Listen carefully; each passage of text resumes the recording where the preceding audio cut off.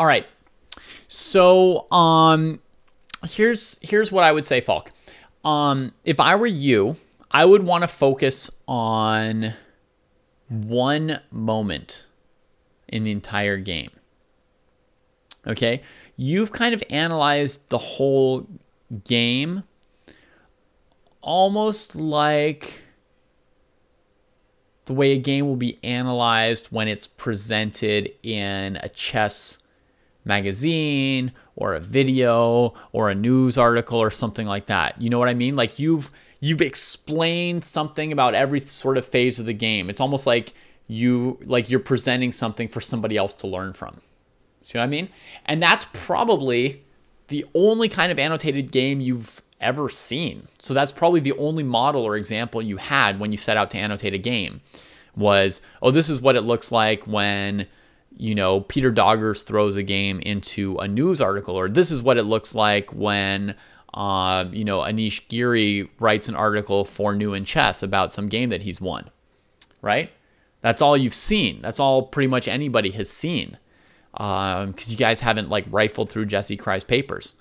That's what it looks like when something's presented to the public with explanations of stuff that the person who played the game thinks would help other people to understand the game they've played, right? But actually what you want to do when you analyze your own games for yourself at home is you want to maximize your own learning. Now, occasionally it can be nice to write it all up in a way where you can share it with other people and get feedback and stuff like that, right? But that's not the normal thing that one tries to do at home. That's definitely how I started out annotating my own games. I can remember that. I was like 1400, you know, by no means like the kind of guy who would be teaching anybody yet, right? I was like a 1400 and I was writing up these like 3 or 4 page like articles about my games, you know, as if I were a chess teacher, you know, and as if like my annotations had, you know, revealed the truth and were presenting this like lesson for other people. That's definitely what it looked like. And that's definitely the only thing I knew how to do at first. You know, I would started out analyzing my best games that I had won, games that I understood the best. And basically I would go to moments where I had some uncertainty and I would kind of like double check things. So I would try out some different moves, you know, like I would go to a moment like, this moment where you play b6, right? And I would look for different defenses for white. Like what's the best way to try and fight the rook out? You know, what's the closest the opponent could still get to, you know, what chances do they have? That kind of a thing, right? So, I mean, I would try out some moves and occasionally I would discover something interesting for sure. You know, I mean, if you're messing around with chess, you're always discovering something. You're always going to be able to learn something. So I don't mean to denigrate what you've done or what I did or what pretty much every aspiring chess player did when they started analyzing their games. But I'd like to tell you about something even more useful for yourself in any case. So at your level, it would be most useful if you could pick one moment in the game that is of interest to you and dive a little bit deeper into that moment and try to understand something about yourself from that moment. Okay? So you know this game pretty well. I imagine, as you mentioned, that you more or less know the game by heart. You can tell me like, oh, you know, the moment where he took on f7 or the moment where I played b6 or the moment where his knight retreated to d1 or whatever, right? You can tell me that. So let's say you wanted to pick one moment in the game that would be the most interesting to focus on. Some moment in this game where you could learn something about yourself maybe. Does anything come to mind? And you can take a couple minutes to think about this if you want. I'll just sip some water. That's all you've got, Super Baguette, so that's what you got to use. Yeah, you got to use your online games. And if your online games aren't interesting enough to you to look at them, then maybe slow down the time control you play online a little bit or whatever. A lot of people here are playing like, you know, 15-minute games online in the dojo. But some people play bullet and some people play classical games that they set up with opponents. I'm going to grab some more water, and you guys can each think to yourselves as well. If you played this game as black, what moment in this game would you want to go back and look at? All right, so we've got an answer from Falk. So Falk says the most memorable part of the game for them and what they would most like to re-examine was this knight c4 with the idea of then trading on f3 and knight d2. This is like a complicated operation that black takes on while technically down a pawn and just recently discouraged and sort of starting to come back from it. And that's what you'd like to go back and check, right? And I think that one of the things you want to do there, Falk, is kind of, you're trying to see when you spend a little bit more time looking at it, how accurate that calculation was or wasn't, right? You want to see like, how close did I come to the truth of the position when I came up with this knight c4, bishop takes f3 idea? Am I right? Is that what you're kind of like looking for to try and give yourself some kind of answer to that? Okay, you were watching the visualization video and you wanted to look at that. Absolutely. Okay, so that's great to do, Falk. So then if that's what you want to do, you've picked a perfectly good moment to do that, right? Your calculation felt quite clear during the game. Now you want to play out some stuff and then sort of check it, right? So here's what I would suggest. First of all, in your notes, then you want to be very clear about what you saw during the game and what you saw during analysis, okay? So, for example, it says, in my game, I was analyzing taking on e4, but I missed after bishop c5. So, you know, I would say at this move here, I'm just going to cover up my face for a second, everybody, to show you how we'd like work on the game, okay? Okay, so right here, comment after, right? I would say something like, I saw up to this point, but I had not noticed this resource. Rook e1.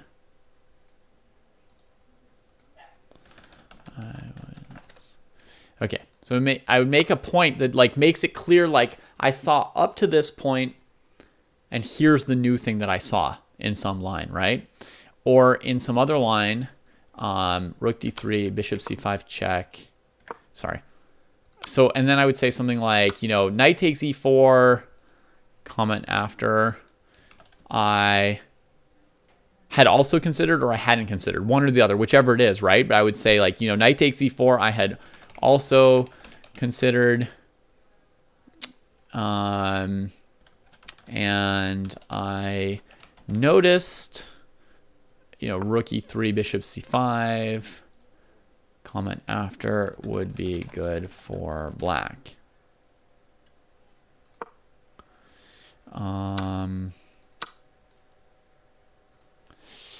But I not look at knight f2 seriously. I'm making this up. This isn't exactly what you did or didn't see, but I'm just giving you an example of how it would work on something like that, right?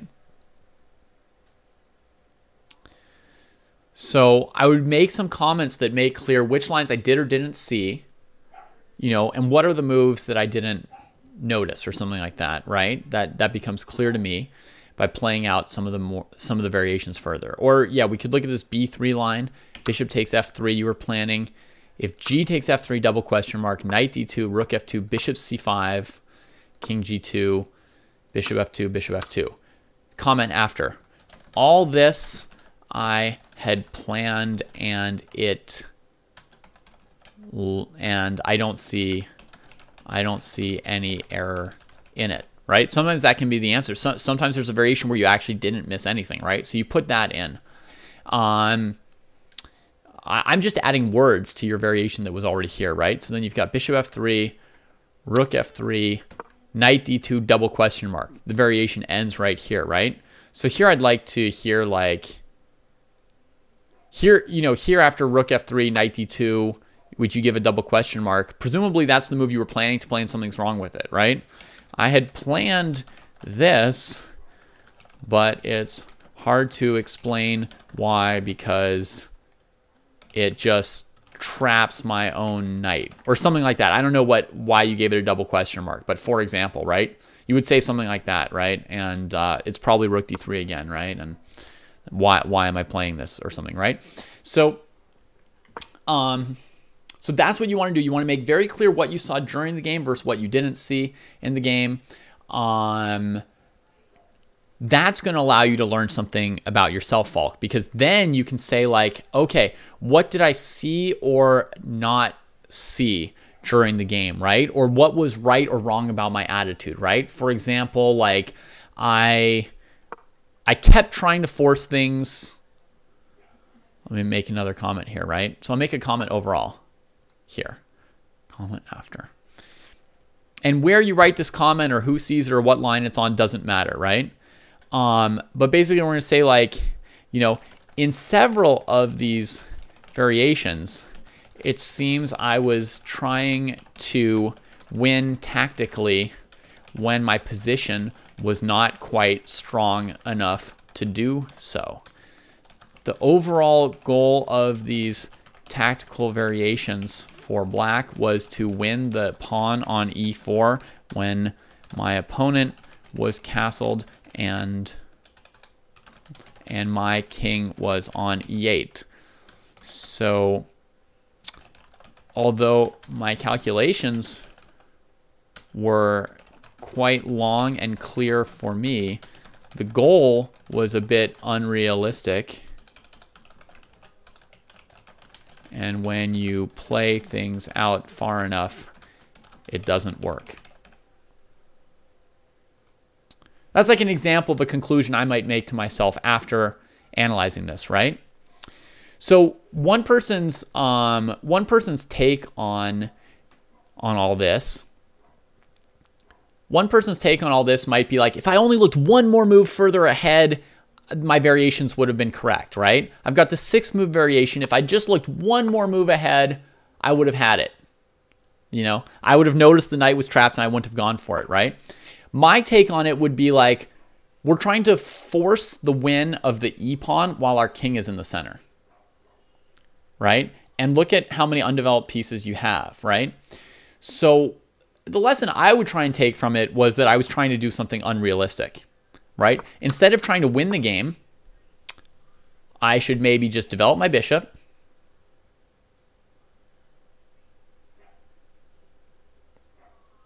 You know, maybe even without knight c4, although knight c4, b3 should be okay. Knight c4, b3. You know, maybe I just develop my bishop, right? Kick their piece somewhere. Retreat my knight. You know, just keep playing. Maybe trade the knight like this. And I'm just going to retreat. I'm not trying to win the game. I just want to, you know, try and get my rooks out. You know what I mean? So, like, I might try to reassess, like, my approach to the position based on looking at these variations. I'd be like, I calculate all this stuff. I did really good hard calculation. But unfortunately, it was all down like an unrealistic path. So it's great that my calculation's getting better. But now I need to direct that calculation in the correct kind of direction, right? It might be that your best move in this position was just bishop e7. I know knight c4's got a double exclam, and like it feels awesome to calculate stuff really far. But what if the crux of your problem is that this rook can't move and this rook can't move? And so your best move was just to play bishop e7 and then rook to d8. You're only down a pawn, so you're just, you know, mobilizing your pieces and hoping to draw the endgame. Sorry, you guys can't see the moves that I made just now because I had moved it so that you could see, because I had moved it so that you could see the annotations. So I'm sorry, that was stupid. I was probably just making a bunch of moves here that you guys couldn't see. But I was just saying maybe, you know, because this rook needs to get out and this rook needs to get out, the best move is just the stupid bishop e7 for all the double exclam and excitement of knight c4.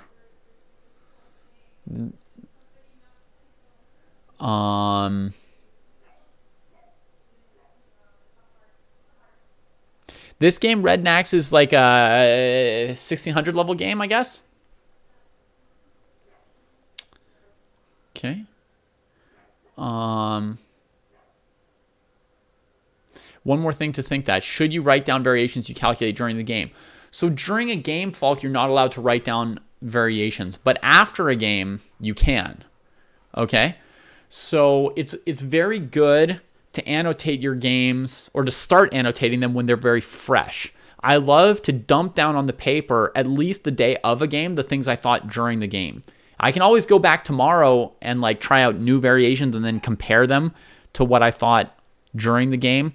But very often, if you wait even like 1 or 2 days to look at your game, you get to the game and you're like, now I thought that this line with knight to d2 would win, but I can't remember why I thought so, right? So if I go into like knight c4, b3, bishop f3, here, right? If I annotate this even a day or two later, I might be like, I thought that this line was good for me, but I'm not really clear what I ever thought the knight on d2 was doing.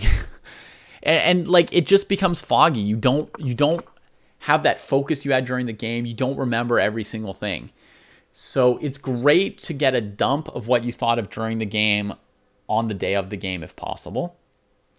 And yeah, a great way to do it, 5-card draw, is to talk about the game with your opponent right after the game. That's very, very typical.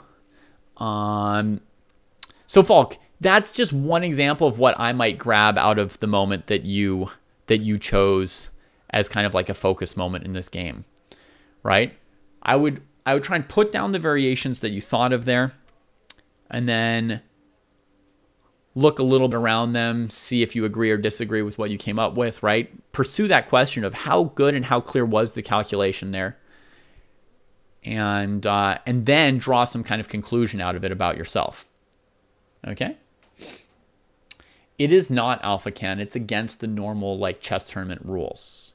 I guess when you're playing like online, there's nobody to police that at the moment, and chess.com may not have any rules about that. The chess culture I grew up with playing OTB, you didn't do that. It was like during the game, everything's in your head, and then after the game, you can study and think and so forth. So, I don't know. Alrighty. So, and Kostya recommends just practicing keeping all your thoughts in your head during the game for a bit. Yeah. Okay. So, I want to mention one more thing about this game, which may also be useful to you, Falk, or to somebody else watching. To me, if I had played this game, what would stand out to me was that e takes d4, bishop f7 was a disaster, a bit of a disaster, right? And so if I played this game, what would happen is I would say, okay, bishop f7 was a bit of a disaster. Why did that happen? So that's the only thing in this game I would look at. I would just look at this position. I would say, okay, I didn't notice bishop f7. That's like one thing towards figuring it out, right? I didn't notice bishop f7. I didn't look at bishop f7. What was I expecting white to play here? So it says, turns out this is a blunder. I overlooked bishop f7. He plays bishop f7, but you don't say what you looked at, right? But there's probably something that you expected white to play on e takes d4. That's a useful thing to know, right? Did you expect white to play knight d4 and sack their queen? Did you expect white to play queen d4, bishop c5? You must, like in general, when you're playing chess, there must be something you thought your opponent was going to play. So I would like mark that down because that helps me know what my frame of mind was, right? Maybe I thought, white was going to play like king h1, hoping to recover this pawn, and I already thought that I had the advantage for black. Maybe I was going to play knight e5 next. So it's useful for me to mark that down. I want to get a sense of like, what was my state of mind on this move? What did I think was important? And then there was something that I was missing, right? But I don't just say like, oh, I just missed that. I want to know, where was my head at when I missed that? Was I thinking I was winning the pawn on d4? Or not, right? Did I play this move thinking I'm winning a pawn, or did I play this move just thinking I couldn't defend e5 anymore? Or like what was the reason behind what I did, and what was I aiming for? Okay, so I want to know what that was, because that's going to help me identify other situations where I might overlook the same kind of thing, right? And what I might eventually come back to after thinking about that is they might realize that I'm playing this whole variation, which has this like risky weakness on f7 with the bishop well placed to attack it. And I just didn't really have a positional orientation as to what the battle is about in this opening, right? I wasn't respecting this bishop's pressure. I wasn't thinking about, is my king getting castled kingside or queenside? Like, how am I defending f7 when the rook comes to f1? That, like, something like that is probably the conclusion that I would come to if I had played this game. That's what I would be looking at. Some negligence and being unfamiliar. Right. But see, that's the thing. People often talk about negligence, but they must have been thinking about something, right? So that's what's interesting to me. It's like, what were you thinking about? What were you expecting? That helps me to identify when I might be negligent in the future. Does that make sense? That's what's actually useful for you to know, is like, when might you be negligent in the future? How might you avoid that? In what situations do you have to watch out for future negligence? Right? Because basically I presented this as, to me, I would be like, oh, bishop f7 was a disaster. Why did it happen? And the unspoken next part of that is, and how do I prevent this from ever happening to me again? That's how I handle my losses. I lose a certain way, and I think, how can I make sure to never lose exactly like this again? That's just kind of like implied in my own long-term approach to chess. So that's the moment I would pick. There's nothing wrong with the moment you picked, Falk. It's just another example of where you might attack the game.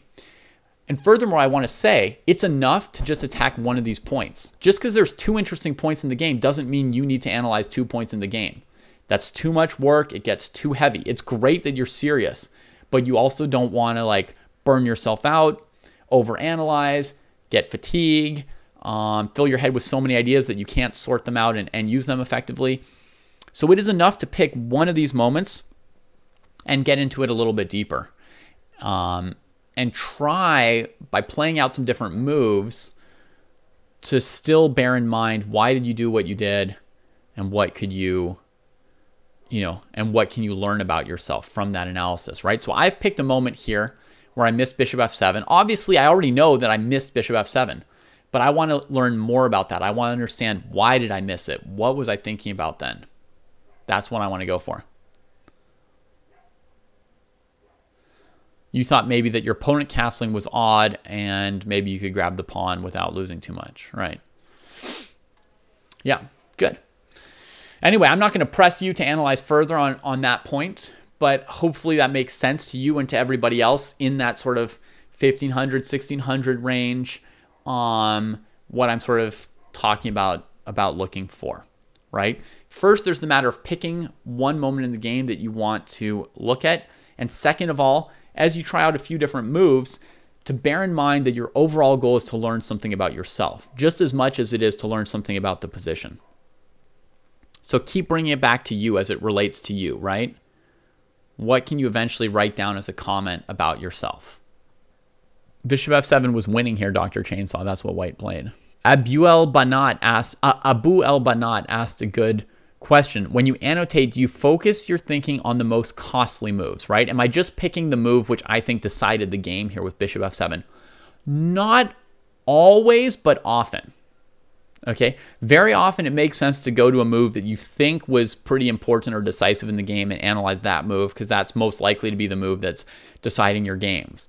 But in this case, Falk picked a different point when I asked them what point they would go to, and I think that their choice made plenty of sense, right? Their choice was, they've been working on this kind of calculation, and they wanted to go to a point in the game where they tried to calculate a bunch and see if their calculation was pretty accurate, because it felt clear and accurate during the game.